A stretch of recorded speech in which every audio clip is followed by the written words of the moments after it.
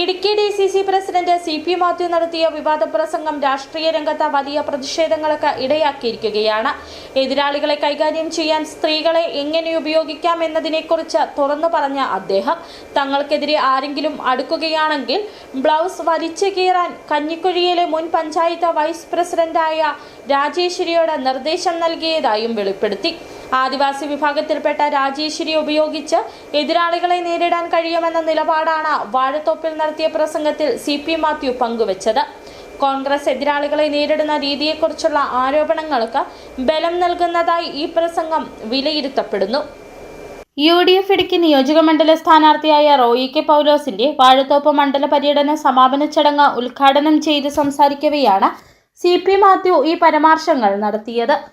2 ദിവസം മുമ്പ് ശശി തരൂരിന്റെ റോഡ് ഷോയ്ക്കിടെ വികലാംഗനായ പ്രവർത്തകനെ തള്ളിയ സംഭവത്തിൽ വിവാദത്തിലായിരുന്നു അദ്ദേഹം. പുതിയ പ്രസ്താവനയിലൂടെ വീണ്ടും വിമർശനങ്ങൾക്ക് വഴിവെച്ചിരിക്കുകയാണ്.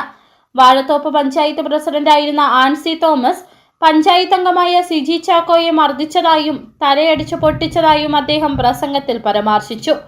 ആദിവാസി വിഭാഗത്തിൽപ്പെട്ട രാജേശ്വരിയോട് താൻ ബ്ലൗസ് വലിച്ചു കീറാൻ ആവശ്യപ്പെട്ടിരുന്നു എന്നും ആദിവാസി സ്ത്രീ ആയതുകൊണ്ട് തന്നെ പിന്നീട് കേസ് ഏത് രീതിയിൽ കൈകാര്യം ചെയ്യാൻ സാധിക്കുമെന്നും CP മാത്യു അവകാശപ്പെട്ടു.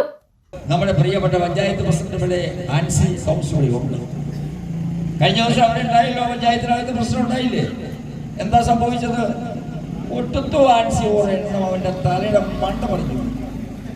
യുവമാർക്ക് മാത്രമുള്ള ഈ ഗുണ്ടകളുള്ളതല്ലേ പറയുന്നത്. നമ്മുടെ ഗുണ്ടകളൊന്നുമില്ല, നല്ല ചെറുപ്പക്കാർ 19 പേരെന്നുള്ളത്. കാപ്പിപ്പത്രമായിട്ട് ചുമ്മാ മറ്റേ ഈ ഞഞ്ഞാമിഞ്ഞ സാധനങ്ങളൊക്കെ കാപ്പിപ്പത്രം വെട്ടി ശരിയാക്കി തന്നെ തെരഞ്ഞെടുപ്പിന് ഫേസ് ചെയ്യാൻ ഞങ്ങൾ ചെയ്യുള്ളൂ.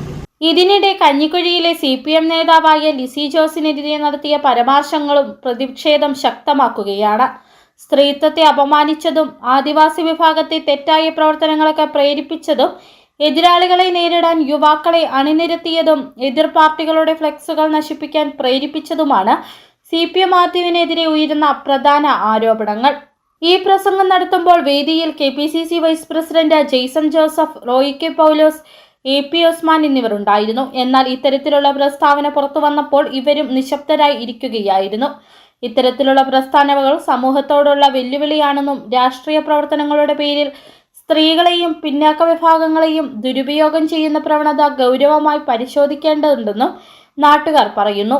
ഈ വിവാദ പ്രസംഗം പുറത്തു വന്നതോടെ മുൻകാലങ്ങളിൽ നടന്ന പീഡന കേസുകളുമായി ബന്ധപ്പെട്ടും കൂടുതൽ ചോദ്യങ്ങൾ ഉയരുന്ന സാഹചര്യമാണ് നിലവിലുള്ളത്. City vision Idukki.